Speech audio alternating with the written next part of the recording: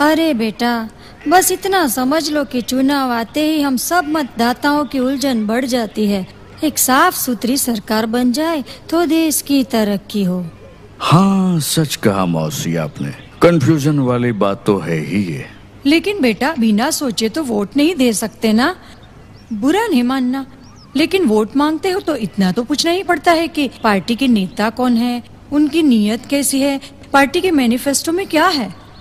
नियत का तो क्या है मौसी, एक बार मिली जुली सरकार बना ली तो बस नियत तो अपने आप साफ हो जाएगी। तो क्या अभी नीयत साफ नहीं है? नहीं नहीं मौसी, ऐसा मैंने कब कहा। नियत तो साफ है पार्टी की, लेकिन हर बार तो सरकार नहीं बना सकती ना।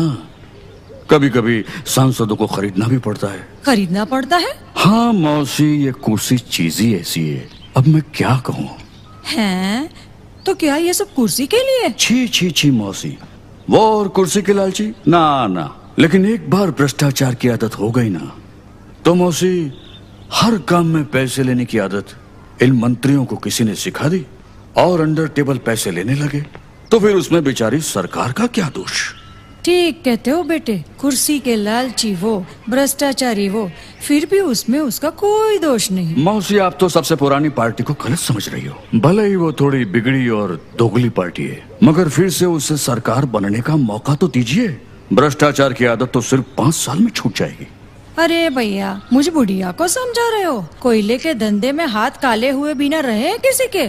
मौसी, आप पंजे वाली पार्टी को नहीं जानती। विश्वास कीजिए, वो हरी गहरी पार्टी जैसी नहीं है। एक बार सरकार बन गई, फिर वो स्विस बैंक के अपने सभी अकाउंट बंद कर देगी। बस यहाँ की बैंक तगड़ी हो जाएगी। हाय हाय, तो बस यही एक कमी रह गई थी, स्विस बैंक में काला धन भी जमा है। तो उसमें कौन सी बुरी बात है मौसी? स्विस बैंक में खाता खुलवाने तो नेता, मंत्री और कई बड़े बड़े उद्योगपति भी चाहते हैं। हाँ। अच्छा, तो भैया ये भी बताते जाओ कि तुम्हारी ये गुणवान पार्टी के नए वारिस कौन है?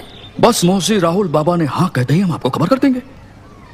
एक बात की दाद दूंगी, भले 100 बुराइयां हैं तुम्हारी पार्टी में, फिर भी तुम्हारे मुंह से उसके लिए तारीफ ही निकलती है। क्या करूं मौसी, मुझे सब साफ बोलने की आदत है। तो मैं आपका वोट पक्का समझूं? पक्का? भले मुझे मेरी उंगली कटवानी पड़े, लेकिन मैं ऐसी पार्टी को वोट कभी नहीं देने वाली। मतदाता हूँ, कोई बेवकूफ नहीं। अजीब बात है, मेरे इतने समझाने पर भी आपने इनकार कर दिया। बेचारी पार्टी न जाने कैसे जीतेगी।